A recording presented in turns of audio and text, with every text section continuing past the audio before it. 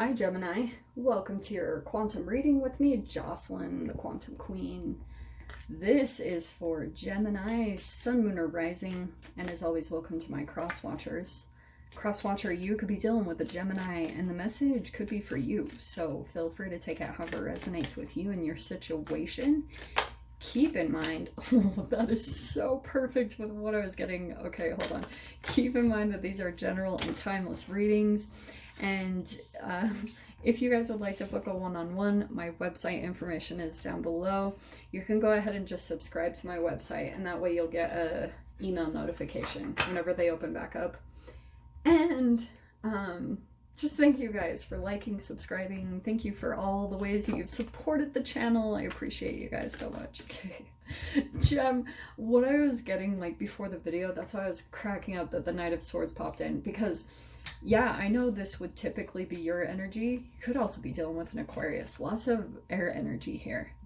I feel like this is a little bit reversed, because I almost want to say the star card is you. Like I almost feel like this is your energy, that you're just kind of like vegging out, doing your thing. Like you're very focused on something that you're doing for yourself right now, healing, whatever it is. Someone has a mouthful to say to you, okay? A lot. And I feel as though this is a person that you could have, like, you're currently not really speaking to. I mean, obviously, but I do want to say someone has been, like, wanting to communicate something to you for quite, like, they have a mouthful. It's hilarious that that's popping out. Okay, we have the comic. I actually really love this, because I feel, I don't know why I was picking up on this from the beginning anyway. Like, you were hearing me laughing. I feel as though your energy is a little bit more light. Almost like you could be finding the humor in a situation. Like, the more that you heal, the more like something is feeling lighter. Like you're just like kind of laughing at something. And it's really interesting because it really depends on your energy. And it could have been something in the past that scared the shiz out of you, or it seemed really, really serious, and now you're just kind of like laughing at it. You're making jokes out of it. This is so hilarious. Okay. Oh man, we've got the ocean. What did I just say about a mouthful? And the ocean is kind of like depths, you know, like this person has something, and it could just be emotions, because the ocean is like emotions. There's something been building for them. It's almost like heavy, the ocean. It's like huge, whatever they want to express, or the emotions that they have, and you're just kind of light. Like you're just kind of doing your own thing. Things feel much more positive for you. That's at least what I'm getting. Okay, let's grab the cards, because this is cracking me up. Yeah, Hermit is on the bottom. So, like I said, you might not totally be speaking, or you're just kind of like in your own energy, in your own element. Interesting. Okay. Let's see what this is. Okay, so I'm going to say this. I feel like this is a person that is already observing you walking away, okay? And that's probably why they have a lot to say, because I feel like that's probably something that you previously did. I think that you walked away, like this Five of Swords, you saw that it was just this merry-go-round with this person, and you were kind of like, you knew there wasn't going to be any progress, because I feel like this Five of Swords, the reason why you walked away is because you were realizing that, like, mentally, something wouldn't get past a certain point. It's almost like you and this person, like, you could have been seeing that there was like this round robin that you would go through with them, that they almost like were on a track record, on almost like repeat. They were just like, what are those, like a cassette tape or a CD? Like they were just round and round and round, playing out the same exact scenarios. And the more that you started to see, like, okay, no, this is weird, it was that stalemate that you were like, what? And that's probably why you realized this isn't going to go anywhere. And it could have been even that it got to the point that it was stunting your progress. It was just, there was a lot of things. It was just causing a lot of confliction here in your mind, maybe just releasing a lot of stress, because I feel like part of the issue too is that you were dealing with someone that was kind of living in two separate realities too. Oh, do you know what I'm picking up on, Jem?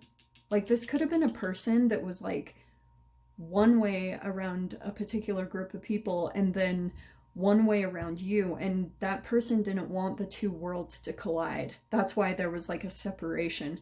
So if you ever felt isolated from other parts of this person's world, that was why, like, they had this fear of the two realities colliding because they had two separate worlds completely set up. Shiz.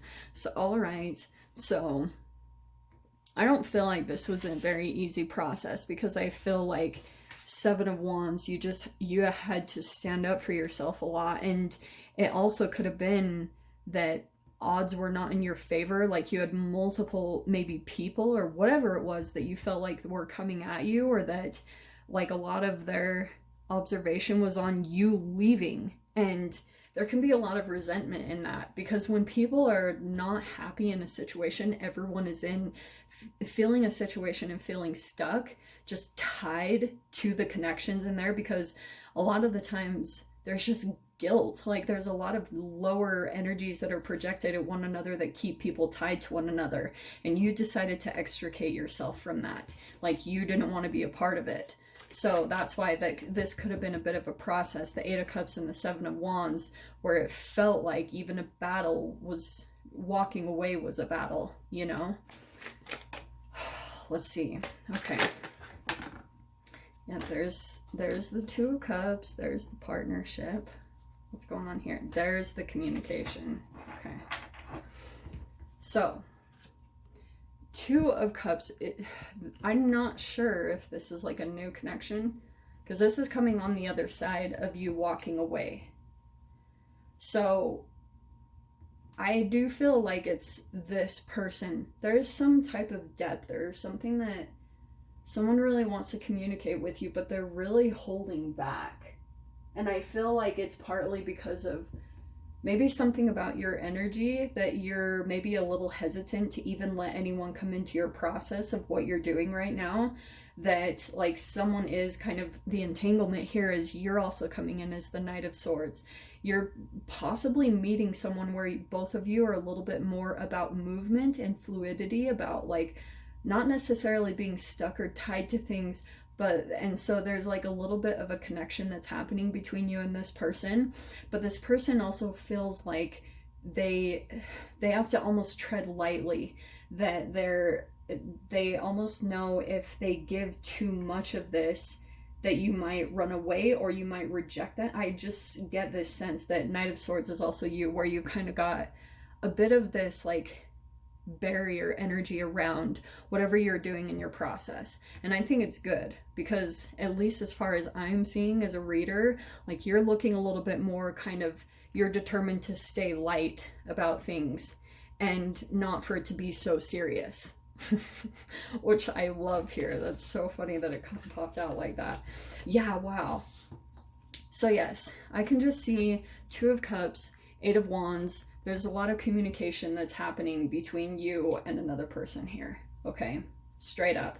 Also could be a Scorpio. We have the Death card, but it feels as though, ooh, what do I want to say about that? I feel as though, Jen, that's a part of the transformation that you're going through. There could be travel and movement that comes up for you over this next week, or just a lot of fast movement, communication about that brings movement in, you know, like whatever this is. I can just see there's going to be a lot of movement for you. Okay. And there is a new chapter opening up here. You've got the Fool card. And that's the very last one. We're ending with two major arcanas. So I feel like this person that's coming in is actually kind of a bit of a catalytic energy. Not necessarily, I don't know. it feels a little bit kind of like this person is coming in. There's just a lot more underneath the surface, and I think that you're picking up on it, but also at the same time, you're not wanting to be involved in it at all. But this person is still coming in and getting some type of energy, or like taking up a bit of your time. I don't know about that. Like, I have mixed feelings, and I kind of wish I was doing extendeds, because I wish I could like dive into the cards and kind of see what's going on in their energy.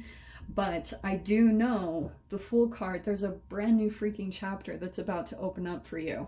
So all I think I want to say is Knight of Swords is just be very clear and intentional about what's going on and seeing into the depth of situations. Like if you have someone coming in and things are going fairly well for you, and you're kind of observing, you have to be very realistic and see beyond the layers of the people that you're dealing with, you know? Because yeah, you might have connections to them, but people have motives, okay? Like sometimes their motives are to, if they're from a lower frequency, like things are not going well for them, obviously humans are gonna look for survival instincts to be taken care of, especially at this time. So you need to be cautious and look into the depth of things. Look beyond the surface. Look into things and be realistic. Add things up. Calculate things about people. I'm sorry. That's a part of the Gemini energy too. It's just about being very like observant, like seeing things for what they are. That's kind of what I'm getting from this energy. Oh, interesting. Because you've got a freaking brand new chapter opening up here, connected to the healing that you're doing here and just the frequency that you're shifting onto, okay? It seems good though.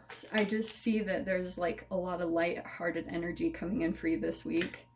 So your door opening, haha, is the Sacred Lotus. Compassion in action, the chosen tool. I see now the lotus in your spirit's jewel. That's your transformation gem. Because you have the star, you have the death. There's a lot of like freaking crazy intense transformation. Sorry to put it that way, but it does feel like that. Eight of Wands also could be, remember what I said about a lot of movement? Go do something that moves your, like walking, running, riding a bike, anything that you can do at all, because I've been telling people in the readings, lateral eye movement is what actually shifts your energy. It actually switches up the neural net wiring in your brain and it puts you in the present. And so that's why I feel like you might get more into alignment by kind of incorporating little things like that into your environment, which Sacred Lotus is going to lead to your transformation. Okay, my loves? So I'm going to leave it there. I hope you guys got something useful from this. No extendeds for this week, but I'm sending you guys so much love, wishing you all the very best, and I'll see you in your next reading. Take care.